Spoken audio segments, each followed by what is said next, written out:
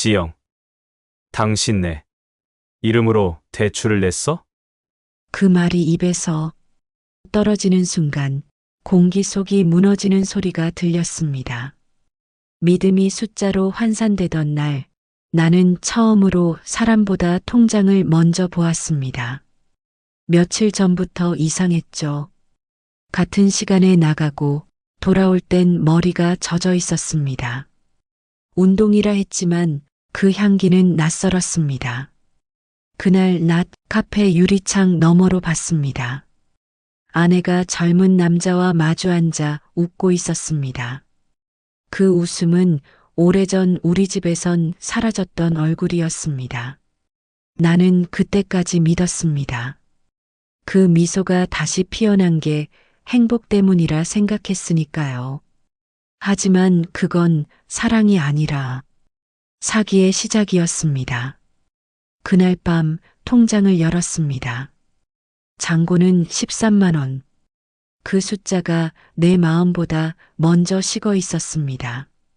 그날 통장을 열어보지 않았다면 이야기를 시작합니다. 누구나 한 번쯤은 믿음이 흔들리던 날이 있습니다.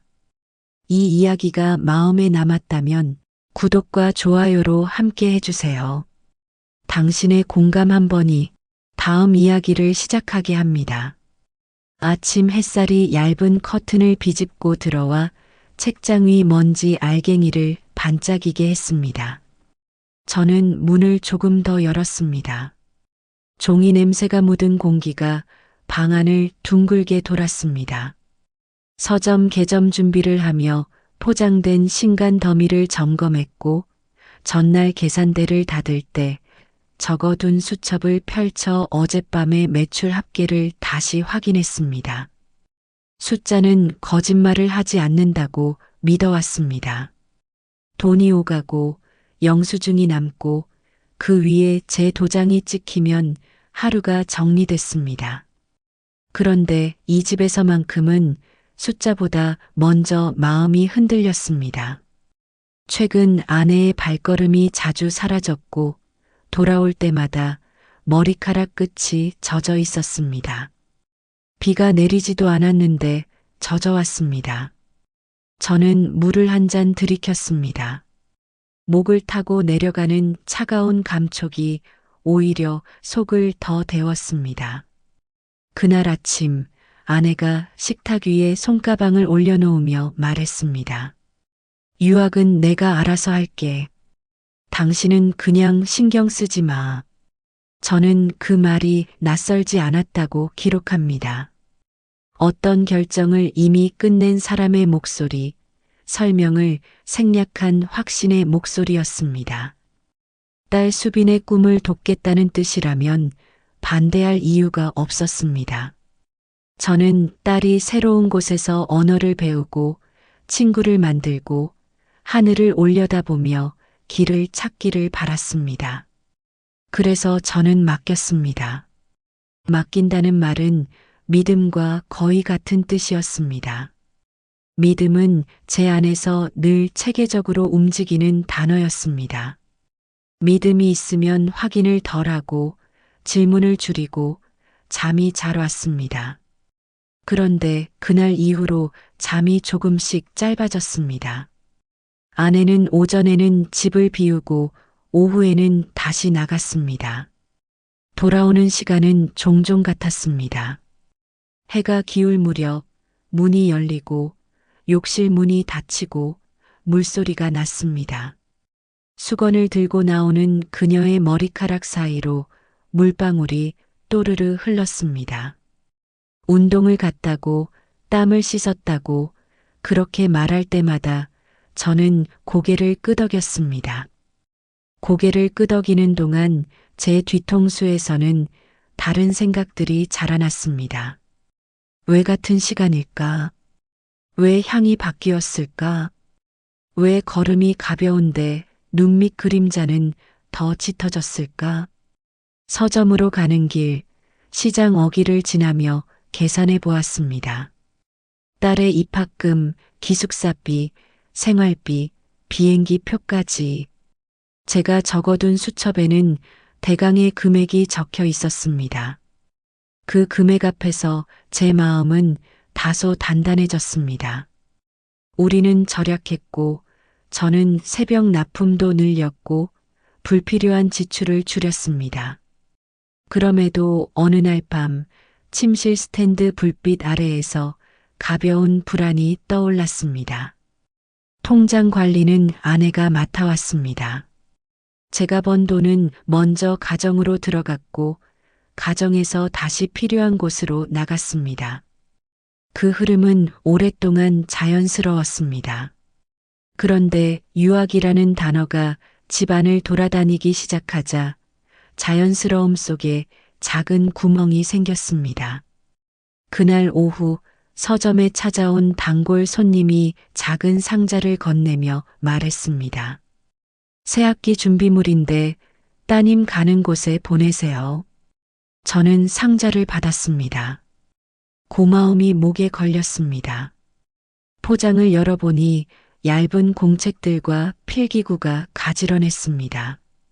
저는 고개를 숙여 인사했지만 마음 한켠에서 숫자 하나가 자꾸만 떠올랐습니다. 확인은 간단했습니다. 그러나 확인을 미루는 것도 간단했습니다. 저는 미루는 쪽을 택했습니다. 믿는 사람 앞에서 확인하는 일은 예의가 아니라 생각해왔습니다. 그렇다면 저는 왜 계속 숫자를 떠올리는 걸까요? 집으로 돌아오며 가로등 불빛 아래에서 제 그림자를 보았습니다. 늘 길게 따라오던 그림자가 그날은 조금 앞질러 가는 것처럼 보였습니다. 현관 비밀번호를 누르는 손끝이 서늘했습니다. 거실은 정리되어 있었고 소파 위에는 접힌 담요가 가지런했습니다. 주방 싱크대에 물방울이 몇 개 떨어져 있었습니다. 아내는 욕실에 있었습니다. 문틈 아래로 밝은 빛이 흘렀고 규칙적인 물소리가 바닥에 닿아 퍼졌습니다. 저는 그 소리를 들으며 식탁 의자에 앉았습니다. 의자의 나무가 아주 작게 삐걱거렸습니다. 저는 수첩을 펴고 오늘의 지출란을 내려다보았습니다. 빈칸이 넓었습니다. 빈칸을 오래 바라보면 그 안에 없는 것들이 보이기 마련입니다. 저는 빈칸에서 비행기 표와 숙소 예약증과 교육비 납부 확인서를 찾았습니다. 아무것도 보이지 않았습니다. 아내가 욕실에서 나왔습니다. 흰 수건으로 머리를 감싸고 안방으로 들어갔습니다. 그녀는 제 눈을 피하지 않았습니다. 오히려 평소보다 오래 바라보았습니다. 그 눈동자에 제가 비쳤습니다. 저는 한 박자 늦게 웃으려 했습니다. 그 순간 아내의 눈가가 미세하게 흔들렸습니다. 짧은 떨림은 금세 사라졌지만 사라진 자리엔 묘한 공허가 남았습니다. 그녀는 옷장을 열고 옷을 갈아입었습니다. 저는 물을 한 잔 더 마셨습니다. 물을 내려놓는 소리가 유난히 컸습니다. 당신 내일 서점 몇 시에 나가요? 평소와 같습니다. 짧은 대화가 방 안의 온도를 바꾸지는 못했습니다. 저는 가방에서 작은 봉투를 꺼냈습니다. 딸과 함께 사진관에서 찍었던 오래된 사진이 들어있는 봉투였습니다. 저는 그 사진을 꺼내 식탁 위에 올렸습니다. 딸의 웃음이 빛났습니다. 아내가 걸음을 멈추더니 잠깐 그 사진을 보았습니다. 그리고 아무 말 없이 물컵에 물을 채워 마셨습니다. 물이 목을 타 내려가는 동안 그녀의 목선이 오르내렸습니다. 저는 그 움직임을 보았습니다. 아주 낯선 감정이 제 안에서 자리 잡기 시작했습니다. 의심과 미안함이 동시에 발화하는 감정이었습니다. 밤이 내려와 창밖 나무 그림자가 벽에 흔들렸습니다. 저는 작은 서랍을 열어 통장 도장을 확인했습니다. 도장 표면에 남은 붉은 빛이 가늘게 반짝였습니다. 아내가 통장을 맡고 난 뒤로 저는 거의 손을 대지 않았습니다. 맡긴다는 행위는 결국 제 손을 뒤로 모으는 일과 같았습니다. 저는 두 손을 풀었습니다. 그리고 결심했습니다.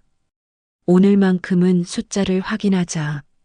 믿음이 흔들릴 때 확인은 무례가 아니라 책임일 수 있다고 그렇게 스스로에게 말했습니다. 아내는 안방에서 조용히 누웠습니다. 숨소리가 얇아졌다가 깊어지는 패턴이 담요 너머로 들렸습니다. 저는 거실 불을 약하게 줄이고 식탁에 앉았습니다. 통장 조회를 위해 필요한 숫자들을 머릿속에서 차례로 꺼냈습니다. 생년월일, 계좌번호, 확인번호. 손끝이 기억하고 있는 리듬이었습니다. 저는 한 번 더 망설였습니다. 내일 아침에 해도 늦지 않다고 스스로를 달랬습니다. 그런데 그때 냉장고 위에 올려둔 영수증 꾸러미에서 한 장이 흘러내렸습니다. 저는 허리를 숙여 그 종이를 주었습니다. 익숙하지 않은 상호가 눈에 들어왔습니다. 위치 표시와 함께 찍힌 시각이 어제 저녁과 겹쳐졌습니다. 같은 시간 제가 서점에서 마감을 하고 있을 때의 시각이었습니다. 저는 종이를 접어 서랍에 넣었습니다. 그리고 식탁 위에 손을 올려둔 채 눈을 감았습니다. 오래된 나무의 결이 손바닥에 닿았습니다. 딸이 가끔 쓰던 작은 수첩이 떠올랐습니다. 수비는 거기에 가고 싶은 나라, 배우고 싶은 것, 먹고 싶은 음식을 적어두었습니다. 글씨는 아직 어렸지만 또박또박했습니다. 저는 그 수첩을 찾아 책장 맨 윗칸에서 내려보았습니다. 수첩 마지막 장에 작은 글씨로 이렇게 적혀 있었습니다. 아빠, 저는 기다릴 수 있어요. 짧은 문장 하나가 제 마음에 박혔습니다. 기다릴 수 있다는 말은 지금 당장 무엇을 결정하지 않아도 된다는 뜻이었습니다. 그런데 저는 지금 당장 확인하고 싶어졌습니다. 기다리는 것이 옳을 수 있으나 기다림이 무너진 믿음을 복구해주지는 않습니다. 저는 조용히 안방 문을 보았습니다. 문틈으로 들어오는 불빛은 없었습니다. 숨소리만이 일정했습니다. 내일 아침 일찍 나갈 거야. 수빈 준비물 챙겨두면 좋겠어. 알겠어요. 아내의 목소리는 평온했습니다. 평온한 물의 표면 아래에 소용돌이가 있는지 없는지 저는 그 밤 끝까지 알 수 없었습니다. 저는 다시 식탁에 앉았습니다. 숫자는 여전히 제 편일 거라 믿고 싶었습니다. 믿음과 확인이 싸우는 동안 시간이 흘렀습니다. 시계 초침이 한 바퀴를 돌고 또 돌았습니다. 바닥에 떨어진 물방울이 마르고 창문에 붙은 작은 벌레가 날개를 털었습니다. 저는 눈을 떴습니다. 더 미루면 제 마음이 고장날 것 같았습니다. 저는 서랍 깊숙이 넣어둔 작은 종이를 꺼냈습니다. 계좌 접근을 위한 절차가 적힌 메모였습니다. 손끝이 약간 떨렸습니다. 저는 숫자를 하나씩 눌렀습니다. 마지막 한 자리를 남겨두고 손가락이 허공에서 멈췄습니다. 이 한 자리가 오늘 밤의 잠과 내일의 말을 바꿀 것 같았습니다. 저는 숨을 들이마셨습니다. 늦은 밤의 공기는 차갑지만 선명했습니다. 당신 아직 안 자요. 아내의 목소리가 등 뒤에서 들렸습니다. 저는 고개를 돌리지 않았습니다. 손가락 끝이 여전히 마지막 숫자를 기다리고 있었습니다.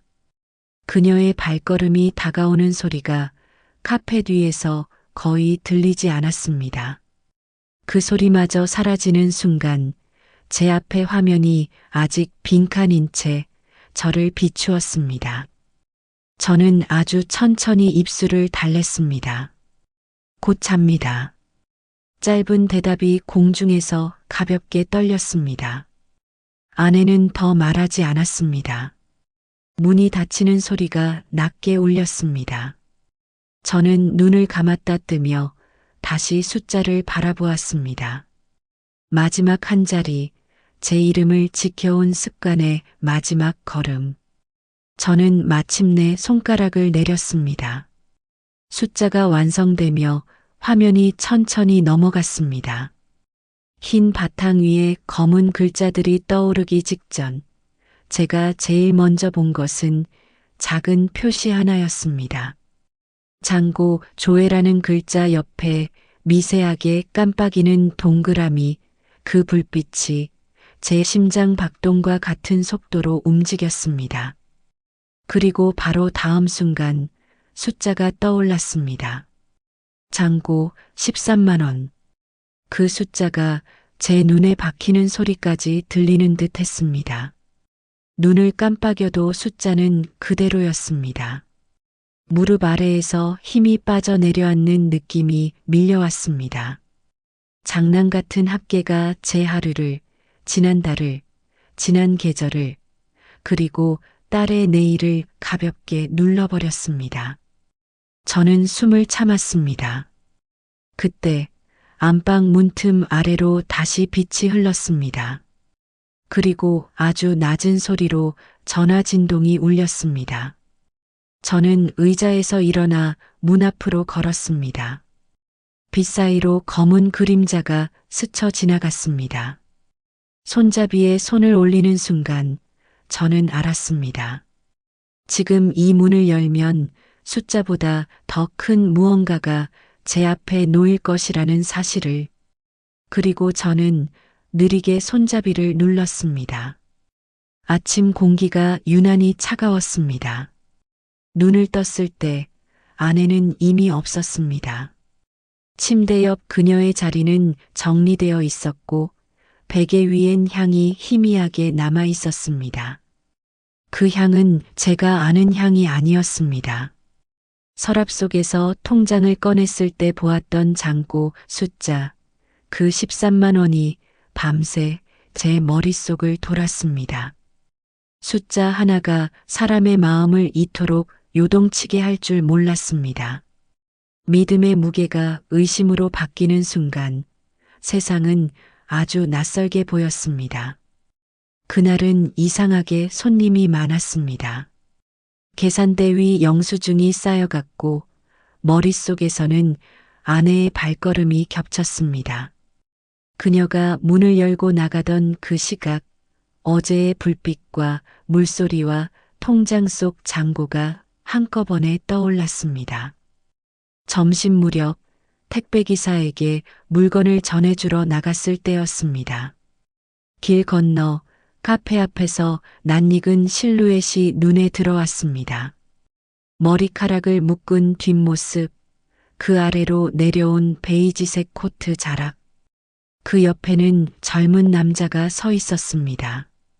검은 셔츠, 환하게 웃는 얼굴. 두 사람은 서로를 향해 고개를 기울이고 있었습니다. 저는 잠시 발을 멈췄습니다. 차 한 대가 지나가며 시야를 가렸고 다시 보았을 땐 두 사람의 그림자가 카페 안으로 사라졌습니다. 손에 쥔 택배 상자가 땀에 젖은 듯 미끄러졌습니다. 이름을 부르려다 멈췄습니다. 부르는 순간 돌이킬 수 없는 일이 될 것 같았습니다. 저는 길가 벤치에 앉아 있었습니다. 택배는 그대로 무릎 위에 있었고 제 눈은 카페 문만을 바라보고 있었습니다. 그 문이 열릴 때마다 가슴이 쿵 하고 울렸습니다. 얼마의 시간이 흘렀을까? 아내가 먼저 나왔습니다. 그녀는 그 남자와 나란히 걸었습니다. 웃고 있었습니다. 가벼운 대화의 리듬이 눈에 보일 정도였습니다.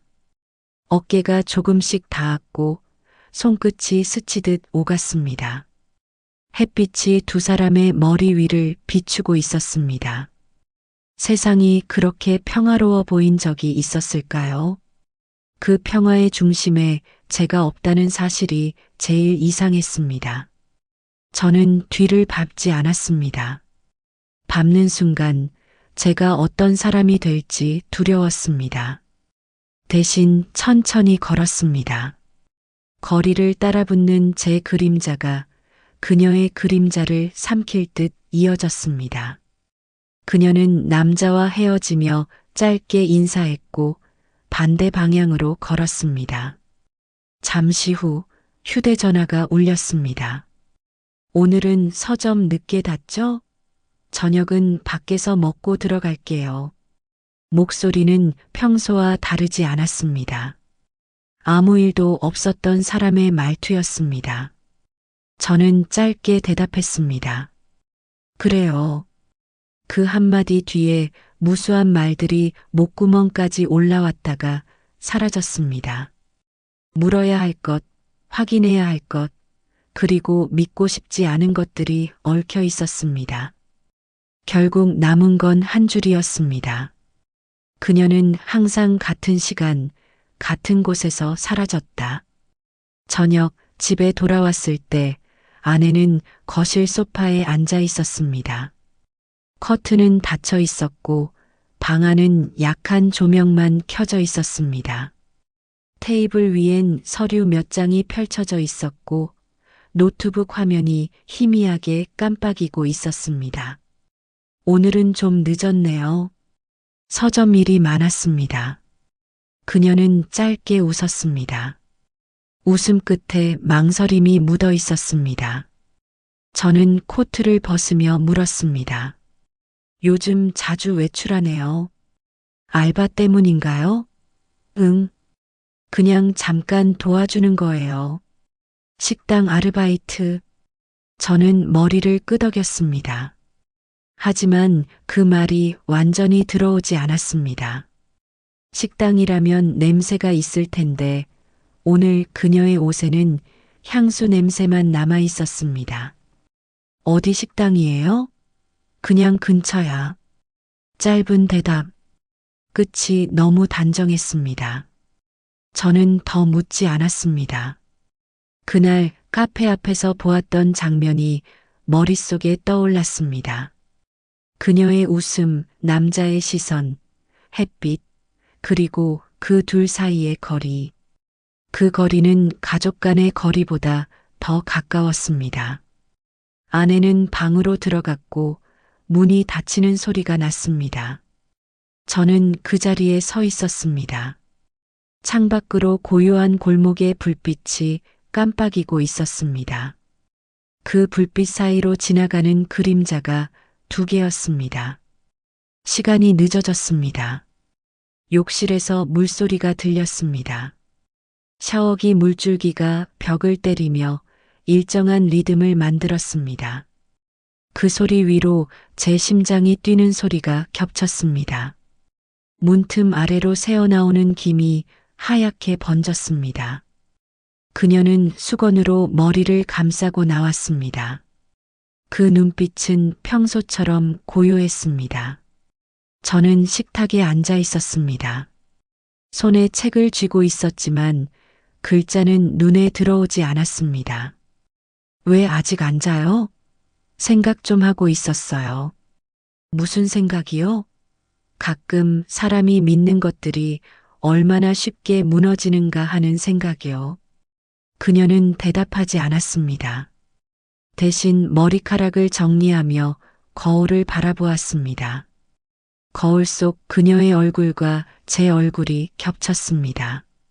마치 같은 공간에 있지만 서로 다른 세상에 있는 사람처럼.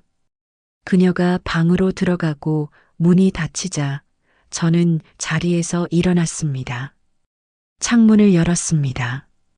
밤 공기가 들어왔습니다. 차가운 바람이 얼굴을 스쳤습니다. 골목 끝에서 두 사람의 웃음소리가 잔향처럼 맴도는 것 같았습니다. 그때 책상 위 휴대전화가 울렸습니다. 화면에 뜬 문자 하나가 제 시선을 붙잡았습니다. 카페 결제 완료 2인. 세트 28,000원. 시각은 오늘 오전 11시 47분. 제가 본 바로 그 시간. 심장이 천천히 멎는 듯 했습니다. 저는 손에 쥔 휴대전화를 내려놓았습니다. 그리고 아무 말 없이 거실불을 껐습니다.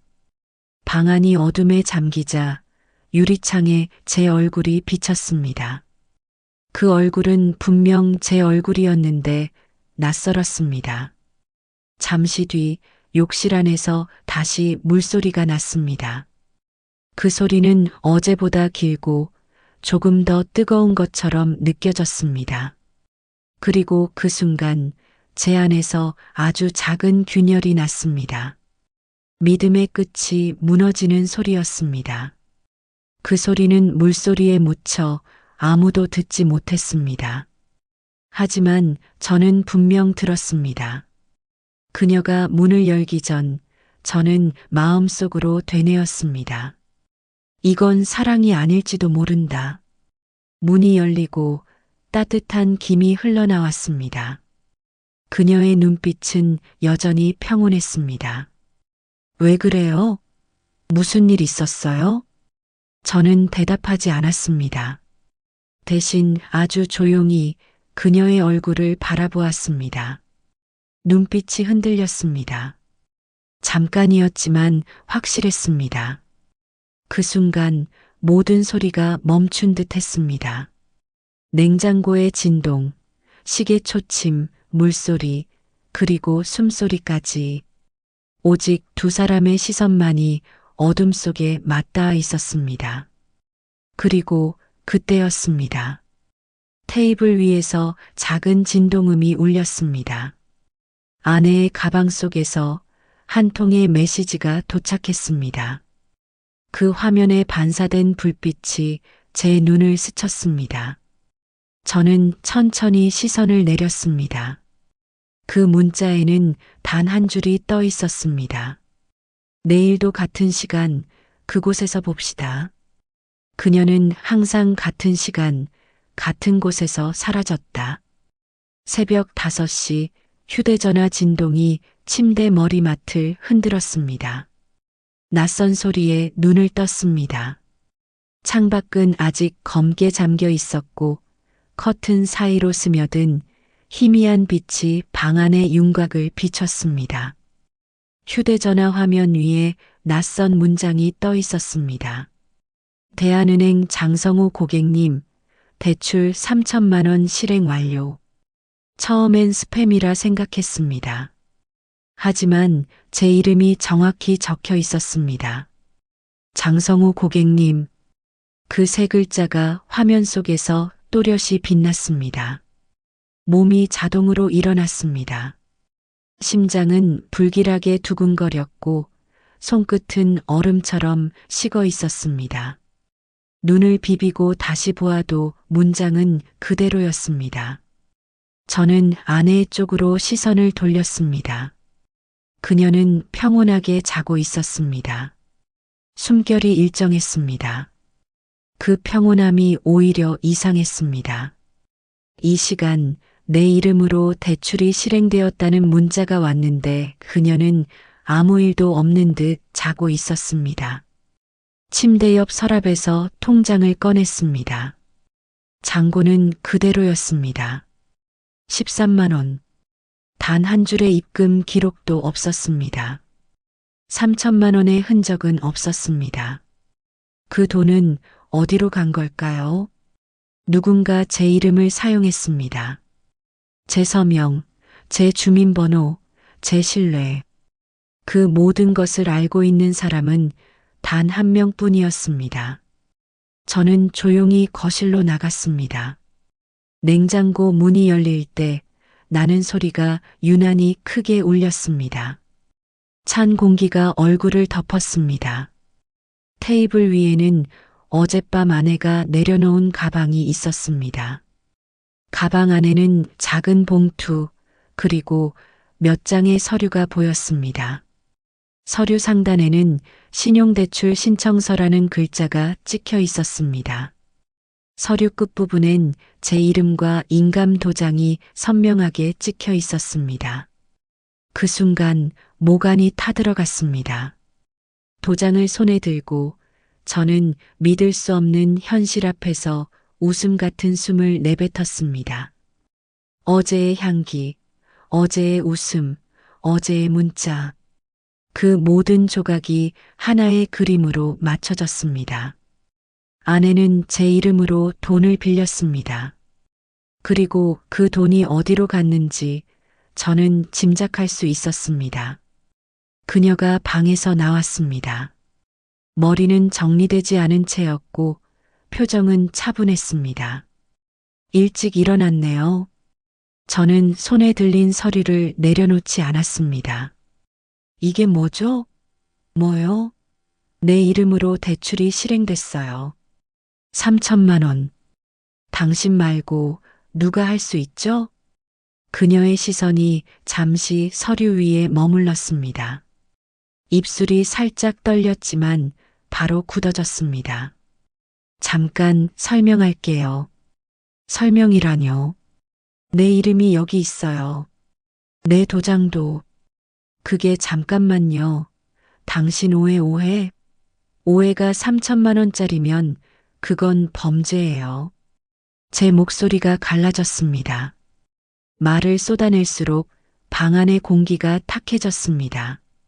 그녀는 천천히 숨을 들이마셨습니다. 그리고 고개를 떨궜습니다. 그 사람 수빈이 유학 보내준다 했어. 그 순간 귀를 의심했습니다. 뭐라고요?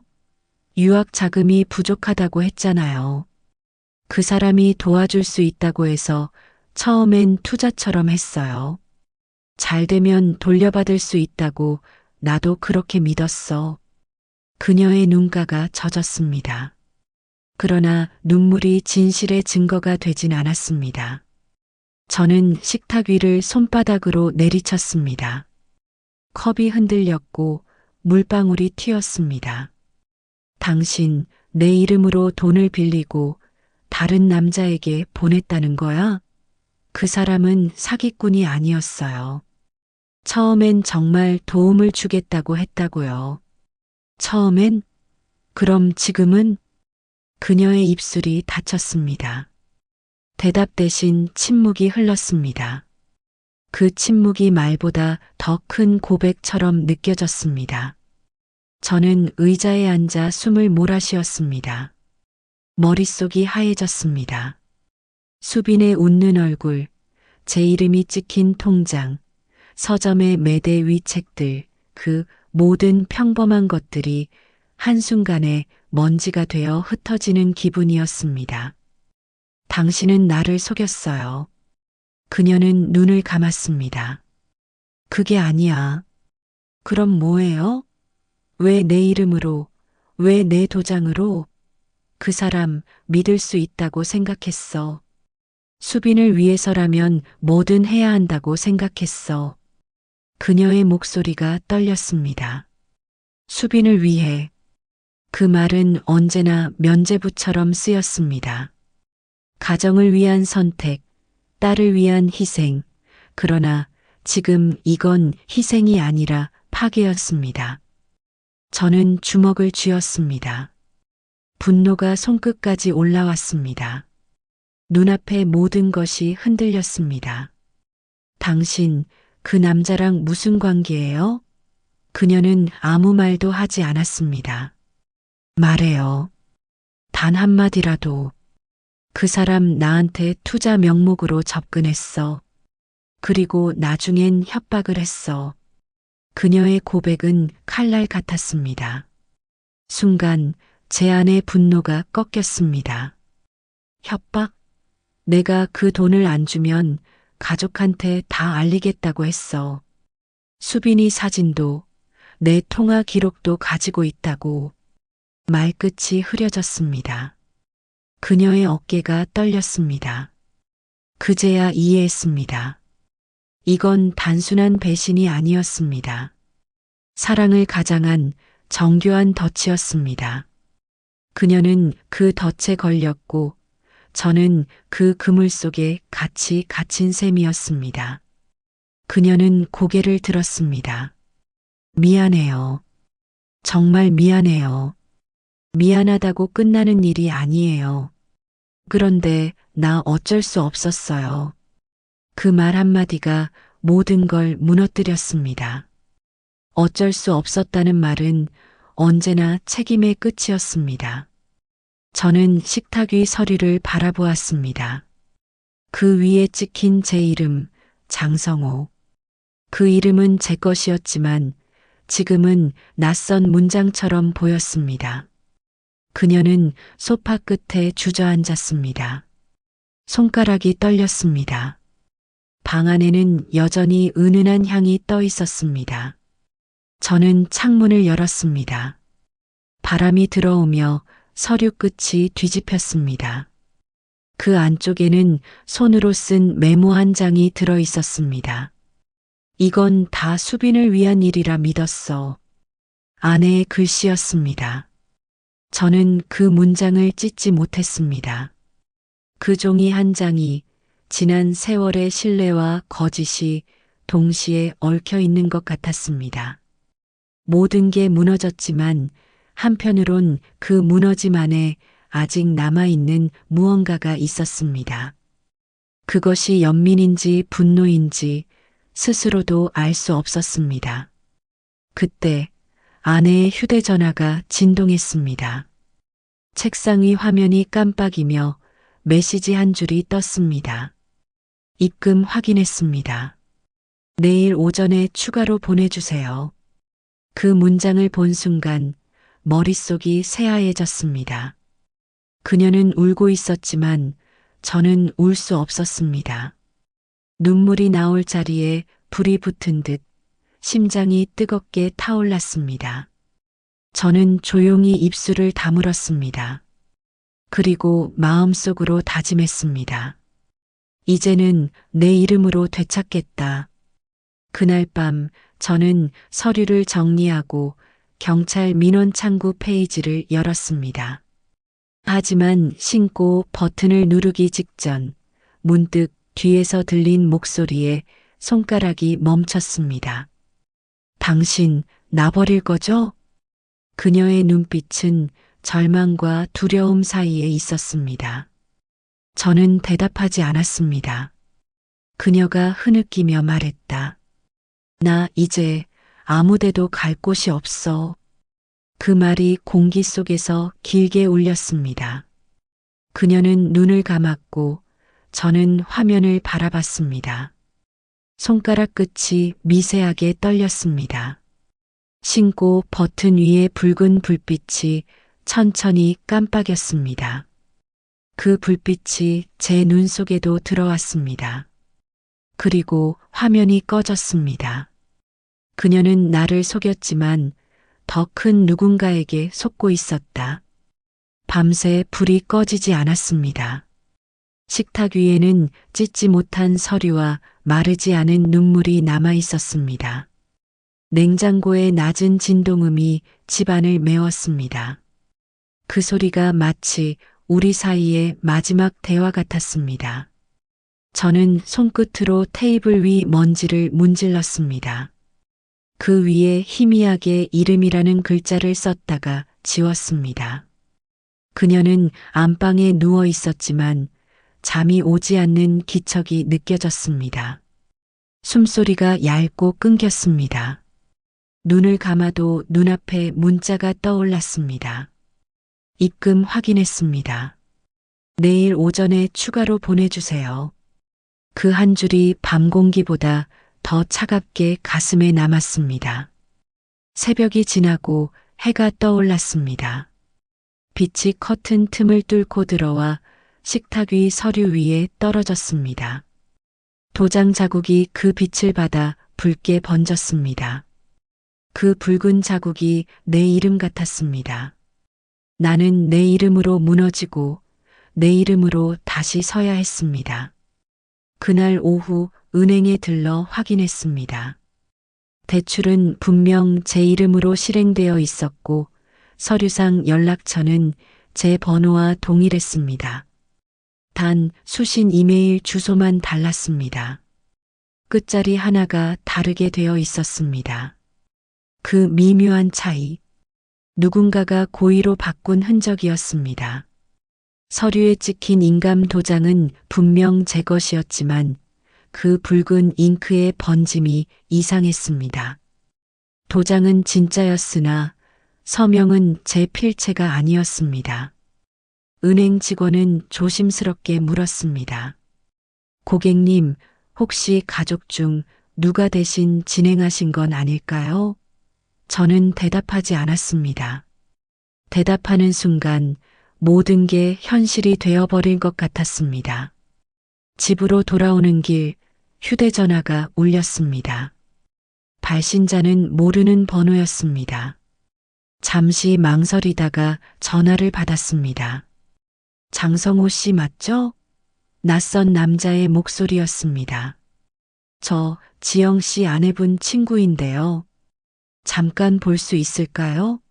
목소리는 낮고 이상하게 차분했습니다. 무슨 일입니까? 그 여자분 위험한 일에 얽혀 있습니다. 그냥 남편분이라면 알아야 할 것 같아서요. 그 말을 듣는 순간 등골이 서늘해졌습니다.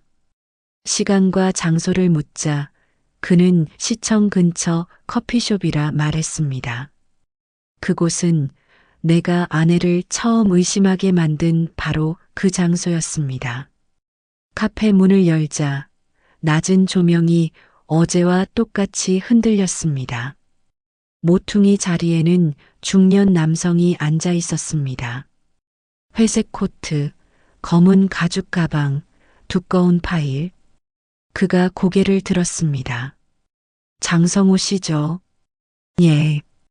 직접 뵙고 싶었습니다. 당신은 누구죠? 그는 명함을 내밀었습니다. 사기 피해자 모임 자문인 김한국. 그의 말에 숨이 막혔습니다. 그는 천천히 말을 이었습니다. 지영 씨가 얽힌 그 남자, 이미 여러 명을 속였습니다. 유학 자금 투자, 환전, 해외 연수 그런 명목으로 접근해서 돈을 받아내는 수법입니다. 서류, 명예 심지어 남편 도장까지 이용하게 만들죠. 말이 이어지는 동안 제 귀 속에서 심장 박동이 크게 울렸습니다. 그럼 그 사람은 감정이 아닙니다. 감정인 척한 겁니다. 그의 시선이 날카롭게 흔들렸습니다. 지영 씨가 처음엔 자발적으로 접근했을 겁니다. 하지만 중간부터 협박당했습니다. 협박이요? 가장 흔한 방식입니다. 남편에게 알리겠다. 유학비를 들쑤시겠다. 그렇게 겁을 주며 돈을 더 받아내죠. 저는 손에 쥔 종이를 구겼습니다. 심장이 점점 느려졌습니다. 그의 말이 끝났을 때 제 입에서는 아무 소리도 나오지 않았습니다. 오직 한 문장만 머릿속에 남았습니다. 그녀는 나를 속였지만 더 큰 누군가에게 속고 있었다. 그날 저녁 집으로 돌아왔을 때 그녀는 거실 소파에 앉아 있었습니다.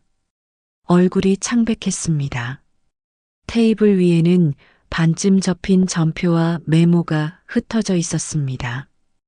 그녀는 제게서 눈을 피하지 않았습니다.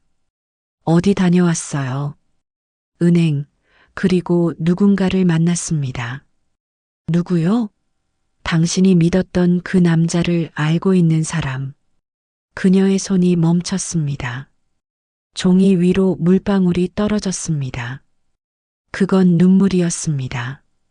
그 사람 나를 이용했어요. 내가 빌린 돈 다 그 사람 통장으로 갔어요. 처음엔 유학 컨설팅 계약서처럼 보였어요. 근데 다 거짓이었어요. 왜 말 안 했어요? 말하면 당신은 날 버린 것 같았어요. 그 말에 가슴이 묘하게 흔들렸습니다. 분노와 연민이 한 몸이 되어 올라왔습니다. 그녀는 계속 말했습니다. 처음엔 그 사람이 수빈에게 장학금을 주겠다 했어요. 그리고 서류를 준비해 오라며 내게 도장을 맡겼어요. 그날 이후로 나는 그 사람한테서 벗어날 수 없었어요. 그녀의 목소리는 거의 속삭임이었습니다. 처음엔 도와주는 줄 알았어요. 근데 점점 명령처럼 됐어요. 보내지 않으면 당신 이름으로 대출을 내서라도 갚게 하겠다고 했어요. 그녀의 두 손이 무릎 위에서 떨렸습니다. 저는 한참 동안 아무 말도 하지 못했습니다. 내가 분노로 쏟아낸 말들이 이제는 죄처럼 느껴졌습니다. 그녀는 고개를 들지 않았습니다. 빛이 그녀의 어깨 위에 떨어졌습니다. 그 빛은 따뜻했지만 아무것도 덮지 못했습니다. 저는 조용히 입을 열었습니다. 그 사람 이름이 뭐죠? 모르겠어요. 다 가명이었어요. 전화번호도 계좌도 계속 바뀌었어요. 그녀는 손으로 얼굴을 가렸습니다. 내가 너무 바보였어요. 그 말이 공기 속에서 흔들렸습니다. 저는 그 순간 이상하게도 울고 싶지 않았습니다. 대신 이상한 결심이 머릿속을 채웠습니다. 무너진 이름을 다시 제자리로 돌려놓아야 한다는 생각. 그리고 그 시작은 진실을 밝히는 것이었습니다. 그 사람, 내가 찾아볼게요. 당신이 나까지 망치면 안 돼요. 이미 망가졌어요. 더는 잃을 게 없어요.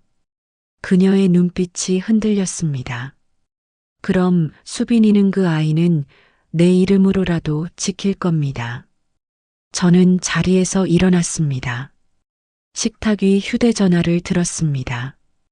그녀의 메시지 기록을 뒤로 넘기자 낯선 이름과 번호가 반복되어 있었습니다. 컨설턴트 김, 해외 연수 문의, 계약금 송금 확인. 그 단어들이 불길한 잔향처럼 남았습니다.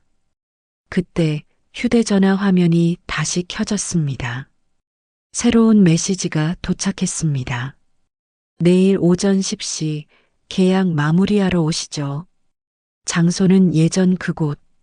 그 문장을 보는 순간 심장 속의 불이 다시 타올랐습니다. 저는 휴대전화를 내려놓으며 조용히 말했습니다. 이제 내가 그 사람을 만나야 할 차례입니다. 그녀가 사라졌던 그 시간, 그 장소로 내가 가야 했다. 그날 아침 하늘은 잿빛이었습니다.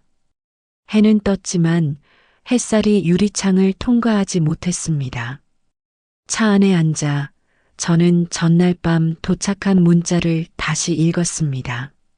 내일 오전 10시 계약 마무리하러 오시죠. 장소는 예전 그곳. 그곳은 모든 것이 시작된 자리이자 믿음이 깨지고 이름이 훔쳐진 자리였습니다. 도로 위로 바람이 불었습니다. 차창을 스치는 빗방울이 몇 개 떨어졌습니다. 제 심장은 묘하게 차분했습니다. 분노의 불길은 꺼졌고 대신 냉철한 열기가 남았습니다. 이제는 싸움이 아니라 정리였습니다. 카페 앞에 도착하자 문 앞에 익숙한 얼굴이 있었습니다. 그 남자, 검은 셔츠, 차분한 미소, 그리고 손목에 반짝이는 시계. 그는 저를 보자마자 웃었습니다. 오셨네요, 장성호 씨. 목소리는 부드러웠지만 그 안에 얕은 비웃음이 섞여 있었습니다. 생각보다 빨리 움직이시네요. 아내분한테는 잘 말씀드렸습니까? 저는 의자에 앉았습니다. 그래요. 그래서 여기 왔습니다. 그는 종이봉투를 꺼냈습니다. 자, 이게 마지막 정리 서류입니다. 여기 서명만 하시면 서명은 그만하죠. 내 이름은 이미 충분히 쓰였으니까. 그는 눈썹을 찌푸렸습니다. 무슨 뜻입니까? 당신이 쓴 계약서, 대출 서류, 계좌 송금 내역 모두 복사해뒀습니다. 장성호 씨 말은 조심하셔야죠. 조심은 당신이 했어야죠. 그의 얼굴에 순간적인 긴장이 스쳤습니다. 저는 휴대전화를 꺼내 녹음 버튼을 눌렀습니다. 그는 곧 태연한 얼굴로 돌아왔습니다. 감정적으로 나올 필요 없습니다. 서로 손해만 커지잖아요. 손해요? 당신이 훔친 건 돈이 아니라 이름입니다. 내 이름, 내 신용, 내 가족. 그게 당신 손해입니까? 그는 웃음을 지었습니다. 세상은 그런 겁니다. 믿는 사람이 당하는 거죠. 그 말이 끝나기도 전에 문 쪽에서 발소리가 들렸습니다. 수사복 차림의 남자 2명이 다가왔습니다. 김민혁 씨, 금융사기 혐의로 체포합니다. 그는 눈을 크게 떴습니다. 뭐야, 이거 지금 하신 발언 모두 녹음되었습니다. 그 순간 저는 숨을 깊게 들이마셨습니다. 공기가 폐 속으로 들어올 때 오랜 시간 막혀있던 무언가가 풀리는 느낌이었습니다. 그는 발버둥 쳤지만 이미 늦었습니다. 수갑이 채워질 때 그의 손목 위 시계가 반짝였습니다. 그 빛이 마치 지난 시간의 잔재처럼 보였습니다. 경찰들이 그를 데리고 나간 뒤 저는 빈 의자에 그대로 앉아 있었습니다. 창밖으로 비가 내리기 시작했습니다. 유리창에 부딪힌 빗방울이 흘러내렸습니다. 그 빗줄기 속에 제 얼굴이 희미하게 비쳤습니다. 이제 내 이름은 다시 내 거다. 그 한 문장이 마음속에 떠올랐습니다. 그날 오후 저는 경찰서에 피해 진술을 마치고 집으로 돌아왔습니다. 현관을 열자 아내가 문 앞에서 기다리고 있었습니다. 눈가가 부어 있었지만 표정은 평온했습니다. 다녀왔어요. 그래요. 이제 다 끝났습니다. 그 사람은 잡혔습니다. 그녀는 눈을 감았습니다. 눈물이 흘렀지만 이번엔 무서워서가 아니라 안도해서였습니다. 저는 식탁 위에 작은 봉투를 올려두었습니다. 이게 뭐예요? 결혼 20주년 기념으로 준비했던 적금이에요. 원래는 수빈 유학 보내줄 때 보여주려고 했는데 지금 주는 게 맞을 것 같네요. 그녀는 봉투를 열지 않았습니다. 손끝이 봉투 위를 천천히 쓸었습니다. 미안해요. 이제 그 말 그만합시다. 우리 둘 다 충분히 아팠으니까요. 거실에는 한동안 아무 말도 없었습니다. 바람이 커튼을 밀었고 창밖에서 햇살이 들어왔습니다. 그 빛이 식탁 위 2사람의 손등 위로 내려앉았습니다. 그녀의 손이 조심스럽게 제 손등에 닿았습니다. 손끝이 아주 미세하게 떨렸습니다. 저는 그 떨림을 거두지 않았습니다. 그 순간 딸 수빈이 방에서 나왔습니다. 아빠, 엄마 같이 점심 먹어요. 그 말에 우리는 동시에 웃었습니다. 긴 침묵이 처음으로 깨졌습니다. 점심 식탁 위에는 따뜻한 국이 올려졌습니다. 그 김이 하얗게 피어올라 천천히 사라졌습니다. 그 사라지는 모양이 마치 지난 세월의 상처가 가라앉는 듯 했습니다. 아내는 조심스레 젓가락을 들었습니다. 당신, 오늘은 뭐 먹고 싶어요? 아무거나요. 당신이 만든 거면 다 괜찮습니다. 그 대답이 입 밖으로 나올 때 마음 한가운데에 따뜻한 무게가 내려앉았습니다. 용서라는 건 말로 하는 게 아니라 자리에 앉아 같은 밥을 먹는 일이라는 걸 그날 처음 알았습니다. 식사가 끝나갈 무렵 아내가 조용히 물었습니다. 그 사람 이름이 뭐래요? 저는 숟가락을 내려놓으며 대답했습니다. 이름이요? 모르겠어요. 하지만 괜찮아요. 이름은 잃어도 나는 아직 내 이름으로 살아있으니까요. 그녀는 미소를 지었습니다. 그 미소가 오랜 시간 닫혀있던 문을 여는 것 같았습니다. 햇살이 다시 비쳤습니다. 그 빛 속에서 저는 마음속으로 다짐했습니다. 이제 더 이상 도망치지 않겠다고. 숫자보다 이름이 의심보다 믿음이 거짓보다 사람의 얼굴이 중요하다는 걸 잊지 않겠다고. 그날 저녁 창밖에는 작은 무지개가 걸렸습니다. 비는 그쳤고 공기가 맑았습니다. 저는 창가에 서서 아내와 딸이 웃는 모습을 바라보았습니다. 그 웃음이 내 이름의 마지막 한 획처럼 세상을 단단히 붙잡고 있었습니다. 그리고 마음속으로 천천히 되뇌었습니다. 그래도 이름은 내 거니까. 그날 이후 우리는 말이 줄었습니다. 같은 식탁에 앉아도 서로의 눈을 마주보지 않았습니다. 그러던 어느 날 아내가 봉투 하나를 제 앞에 내밀었습니다. 적금 통장이었습니다. 그녀는 울며 말했습니다. 이걸로는 다 갚을 수 없지만 그래도 다시 시작하고 싶어요. 저는 잠시 말이 없었습니다.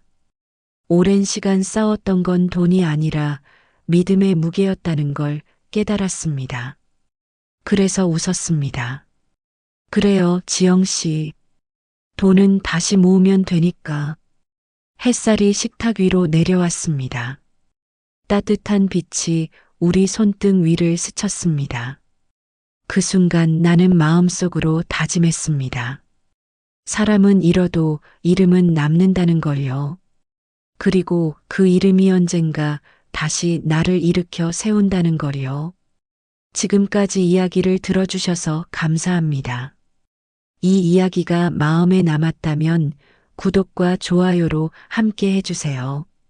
당신의 공감 한 번이 다음 이야기를 시작하게 합니다.